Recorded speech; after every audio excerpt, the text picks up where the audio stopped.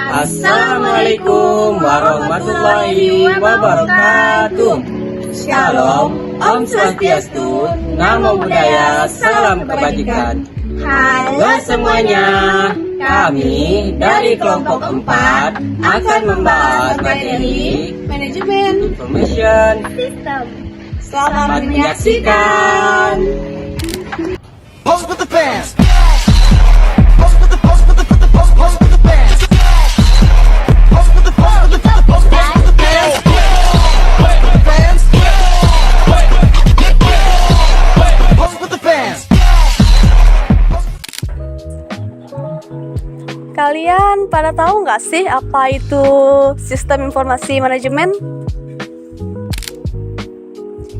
Jadi, sistem informasi manajemen merupakan sebuah infrastruktur digital yang dirancang untuk mengelola, menyimpan, dan mendistribusikan informasi yang relevan dalam organisasi atau bisnis.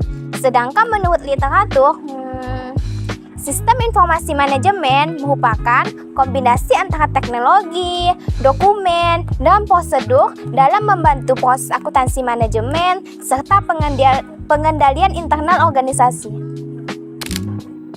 Nah, tipe-tipe sistem informasi adalah klasifikasi dari berbagai jenis sistem informasi yang digunakan dalam organisasi dan perusahaan sesuai dengan fungsi dan tingkat penggunaannya.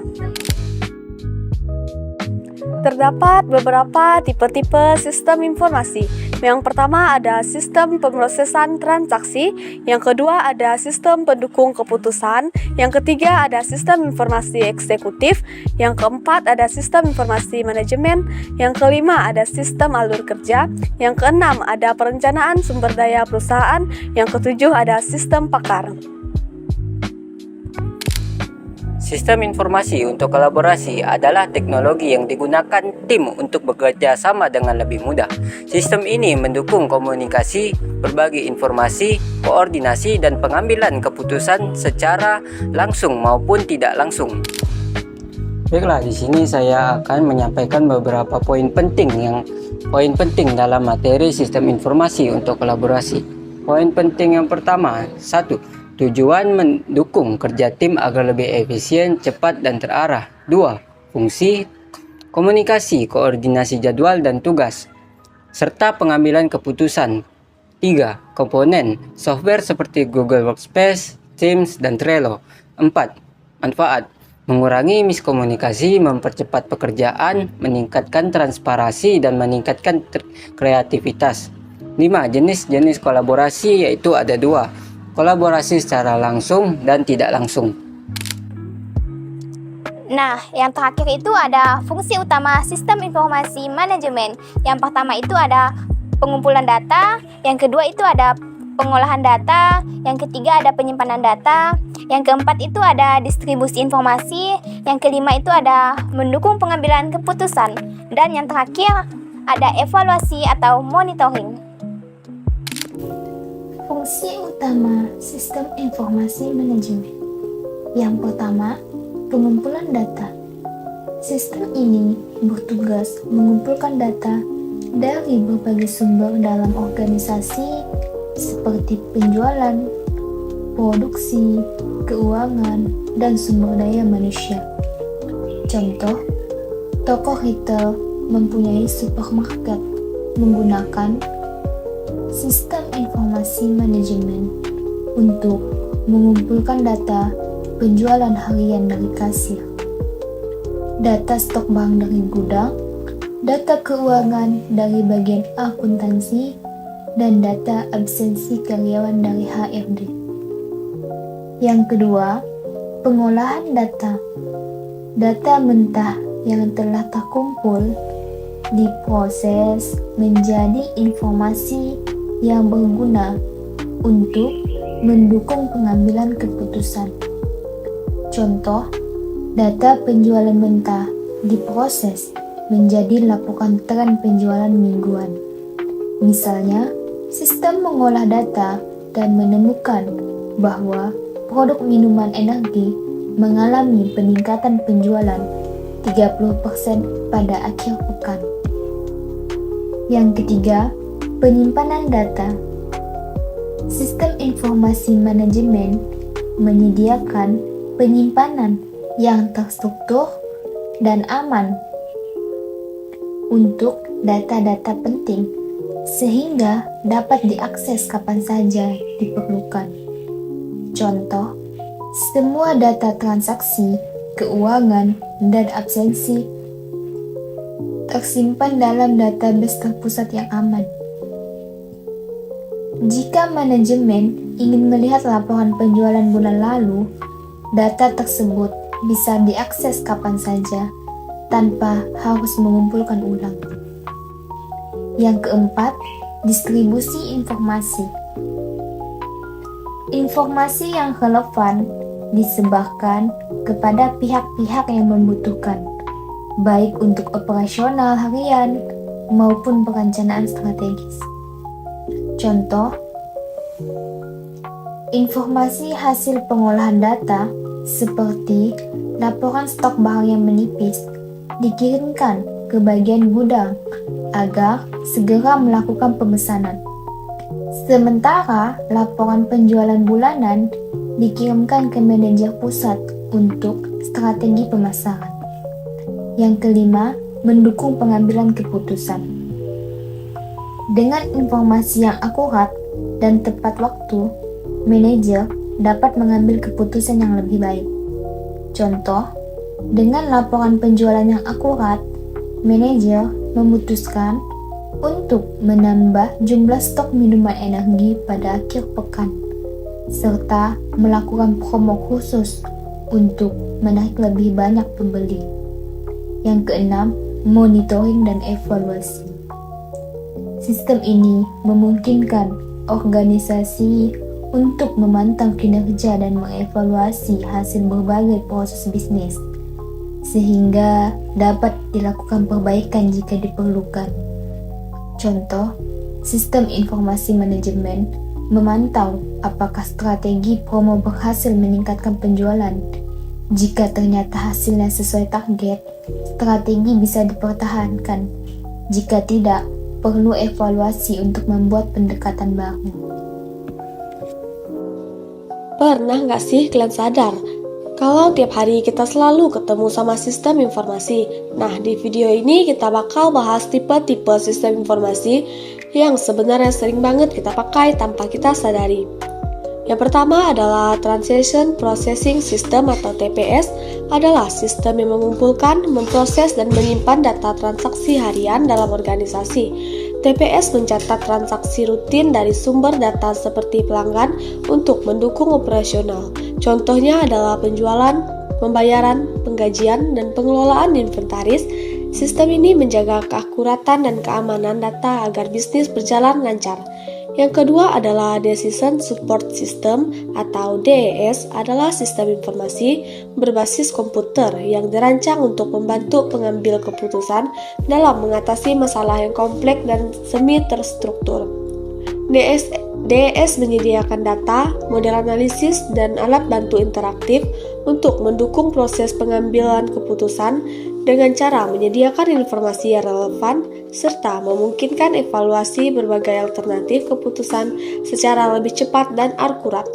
Yang ketiga adalah Executive Information System atau EIS, adalah sistem berbasis komputer yang dirancang khusus untuk membantu eksekutif tingkat atas dalam mengakses informasi penting dari sumber internal maupun eksternal yang relevan dengan tujuan organisasi.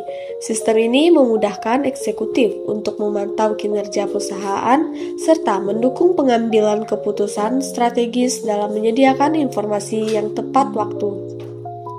Yang keempat adalah Management Information System atau MIS, adalah sistem informasi manajemen yang mengumpulkan, mengelola, menyimpan, dan menyajikan informasi untuk mendukung pengambilan keputusan, koordinasi, dan pengendalian dalam suatu organisasi. Sistem ini melibatkan manusia, teknologi, prosedur, dan data untuk membantu manajemen dalam menjalankan operasional dan strategi bisnis dengan lebih efektif dan efisien. Yang kelima adalah Workflow System adalah perangkat lunak atau sistem yang mengatur dan memudahkan alur kerja secara sistematis, di mana tugas atau dokumen yang telah selesai dikerjakan oleh satu pihak dialihkan ke pihak lain untuk tindakan selanjutnya, sesuai prosedur yang telah disepakati. Tujuannya mempercepat proses persetujuan, penolakan, revisi, dan distribusi pekerjaan atau dokumen tanpa perlu proses manual, sehingga meningkatkan efisiensi, transparansi, dan kolaborasi dalam organisasi. Yang keenam adalah Exploit Resolve Planning atau ERP adalah sistem perangkat lunak yang mengintegrasikan berbagai proses bisnis utama dalam suatu platform terpadu, seperti keuangan, produksi, penjualan, dan sumber daya manusia. Dengan ERP, perusahaan dapat mengelola sumber daya secara lebih terorganisir dan otomatis, sehingga mendukung pengambilan keputusan yang lebih cepat dan tepat. Yang ketujuh adalah Expert System atau sistem pakar, adalah program komputer yang dirancang untuk memecahkan masalah kompleks dan memberikan pengambilan keputusan seperti seorang ahli manusia. Sistem ini bekerja dengan mengadopsi pengetahuan dari pakar ke dalam komputer, menggunakan basis pengetahuan dan alat penalaran untuk menghasilkan solusi masalah tertentu sesuai dengan domain keahlian. Halo teman-teman, pernah nggak sih kalian merasa kesulitan bekerja dalam tim? Misalnya, bingung siapa yang ngerjain bagian apa, dokumen sering hilang, atau informasi yang diterima beda-beda. Nah, sekarang kita hidup di era digital, di mana teknologi punya peran besar banget dalam memudahkan kita bekerja sama, salah satunya lewat sistem informasi untuk kolaborasi. Di video pembelajaran kali ini, kita akan membahas apa itu sistem informasi kolaborasi, fungsinya, manfaatnya, dan contoh penerapannya dalam kehidupan nyata. Jadi, pastikan tonton sampai selesai ya. Pengertian sistem informasi untuk kolaborasi. Oke, sekarang kita mulai dari pengertiannya dulu. Sistem informasi untuk kolaborasi adalah sebuah teknologi atau aplikasi yang membantu sekelompok orang bekerja sama, berbagi informasi, dan mencapai tujuan bersama dengan lebih cepat dan efisien. Kalau dulu kolaborasi cuma bisa dilakukan lewat tatap muka, sekarang semuanya bisa dilakukan secara online. Contohnya, kita bisa menggunakan Google Workspace untuk membuat dokumen bareng, Microsoft Teams untuk rapat online, Slack untuk komunikasi cepat, atau Trello untuk mengatur pembagian tugas. Kerennya lagi, semua anggota tim bisa bekerja secara real time, artinya apa yang kita kerjakan langsung bisa dilihat dan diakses oleh anggota lainnya tanpa perlu kirim-kirim file berulang kali. Fungsi sistem informasi untuk kolaborasi. Terus, apa aja sih fungsinya? Ada beberapa fungsi utama dari sistem informasi kolaborasi. Pertama, mempermudah komunikasi. Dengan fitur chat, video call, atau forum diskusi, anggota tim bisa berbagi informasi lebih cepat. Kedua, mengatur dokumen dan data. Semua file bisa disimpan di satu tempat, jadi nggak ada lagi tuh cerita dokumen tercecer atau versi file yang beda-beda, misalnya pakai Google Drive atau OneDrive. Ketiga, membantu manajemen tugas. Aplikasi seperti Trello dan Asana memungkinkan kita membuat daftar tugas, menetapkan deadline, dan memantau progres pekerjaan. Jadi semua anggota tahu apa yang harus dikerjakan. Keempat, mendukung kerja jarak jauh. Kita tetap bisa kolaborasi walaupun beda kota, beda pulau, bahkan beda negara. Semua fungsi ini bikin proses kerja jadi lebih teratur, efisien, dan minim miskomunikasi. Manfaat sistem informasi untuk kolaborasi. Kalau kita bisa memanfaatkan sistem kolaborasi dengan baik, ada banyak banget manfaat yang bisa kita dapatkan. Yang pertama, efisiensi waktu. Pekerjaan lebih cepat selesai karena komunikasi dan koordinasi berlangsung real time. Yang kedua, mengurangi miskomunikasi. Semua anggota tim melihat informasi dan dokumen yang sama, jadi nggak ada kebingungan. Meningkatkan produktivitas. Dengan pembagian tugas yang jelas dan proses kerja yang lebih rapi, hasilnya pasti lebih maksimal. Transparansi kerja, semua orang bisa memantau progres proyek, jadi jelas siapa yang mengerjakan apa. Dan yang terakhir, menghemat biaya operasional. Rapat bisa dilakukan online, berbagi dokumen tanpa harus cetak, dan semuanya lebih efisien. Dengan kata lain, sistem informasi kolaborasi membantu kita bekerja lebih pintar, bukan lebih keras. Contoh penerapan nyatanya, Sekarang kita ambil contoh nyata. Bayangin ada sebuah startup teknologi yang punya tim di Jakarta, Bandung, dan Surabaya. Dulu mereka sering kesulitan koordinasi karena jarak dan dokumen yang tersebar. Setelah pakai Slack untuk komunikasi, Trello untuk pembagian tugas, dan Google Drive untuk penyimpanan file, kerjasama tim mereka jadi jauh lebih efektif. Hasilnya, proyek mereka bisa selesai 40% lebih cepat dibanding sebelumnya. Ini bukti nyata bahwa sistem informasi kolaborasi benar-benar membantu meningkatkan kinerja sebuah organisasi. Jadi teman-teman, sistem informasi untuk kolaborasi adalah teknologi penting yang membantu kita bekerja sama secara lebih efektif dan efisien, bahkan ketika kita berada di tempat yang berbeda. Kalau kita bisa memanfaatkannya dengan baik, koordinasi jadi lebih mudah, pekerjaan selesai lebih cepat, dan hasilnya pun lebih maksimal.